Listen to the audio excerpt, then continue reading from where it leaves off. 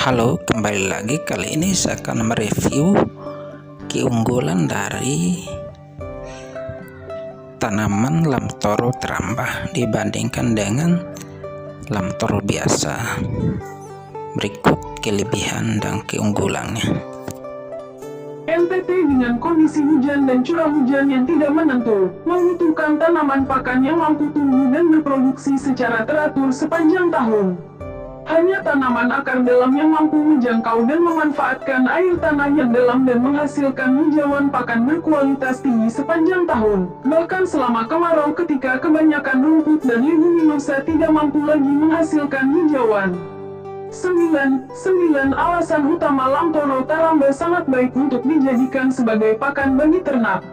Tanaman lamtoro taramba merupakan introduksi jenis legum yang juga dikenal dengan nama Leucaena leucocephala taramba, dan menjadi sangat populer di kalangan petani di Provinsi NTT.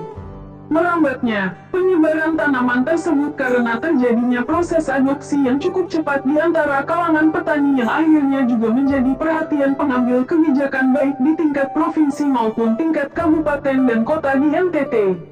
Hal ini tidak terlepas dari 9 alasan utama lamtoro taramba sangat baik untuk dijadikan sebagai pakan bagi ternak adalah: 1. Lamtoro taramba tumbuh di berbagai jenis lahan. Mampu tumbuh di tanah merah, berkarang hingga tanah liat berat, baik untuk tanaman pembentuk lorong di lahan datar dan pembentuk teras di lahan miring. Tumbuh dan berproduksi hingga lebih besar dari 50 tahun tanpa pemupukan. 2.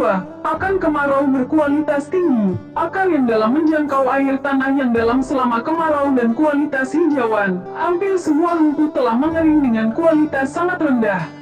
Jika dipangkas secara teratur dan mampu menghasilkan kualitas hijau sepanjang tahun, menjamin jumlah berat badan ternak sapi selama kemarau. 3. Kualitas tinggi untuk penggemukan, dikombinasikan dengan rumput selama musim hujan dan batang pisang selama kemarau dengan imbangan yang baik antara serat dan protein mampu memberikan PBBH yang tinggi antara 0,5 SD 0,8 kg ekor hari. Protein yang tinggi dalam lamtoro akan lebih efisien pemanfaatannya jika dikombinasikan dengan suplemen karbohidrat, seperti dedak atau singkong.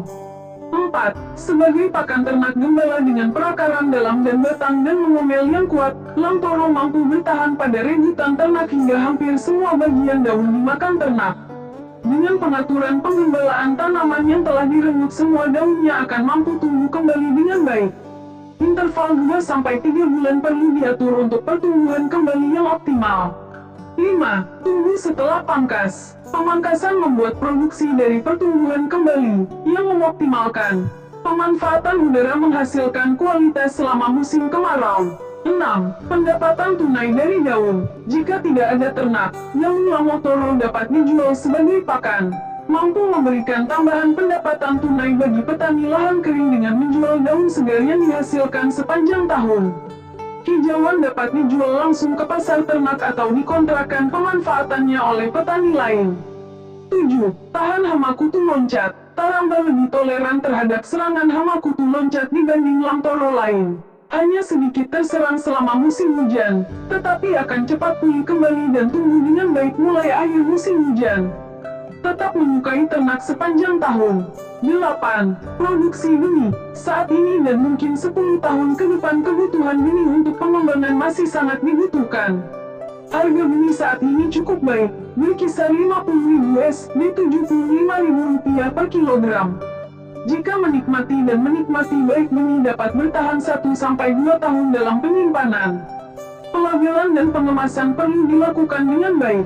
9. Menyediakan anakan. Pesemaian untuk anakan disiapkan 2 bulan sebelum pemindahan anakan pada awal musim hujan.